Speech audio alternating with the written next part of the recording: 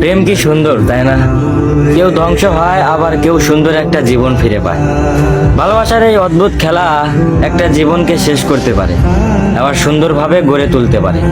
প্রতিটা চোখের পানি বলে দেয় কারো মায়া কতটা ভয়ঙ্কর। সবাই ভালোবাসতে জানে, কিন্তু মায়ায় পড়ে ভেতর ভেতর শেষ হতে কতজন পারে? কারো মায়া যে এতটা খারাপ, যদি মায়ায় না পড়তাম তাহলে বুঝতামই না। ভালোবাসার মানুষকে নিয়ে বেঁচে থাকার কথা ছিল, কিন্তু তার হয়ে ওঠেনি, বরং তার স্মৃতি নিয়ে বেঁচে থাকতে হচ্ছে। প্রতিটা রাত এমনভাবে কেটে যাচ্ছে যে মাঝরাতে তার কথা ভেবে দম বন্ধ হয়ে যায়। তাকে নিয়ে কল্পনার জগৎ সাজিয়ে তুলেছি, যদিও বাস্তবে তাকে পাওয়ার সম্ভাবনা 1% নেই। তবুও তাকে নিয়ে ভাবতে ভালো লাগে।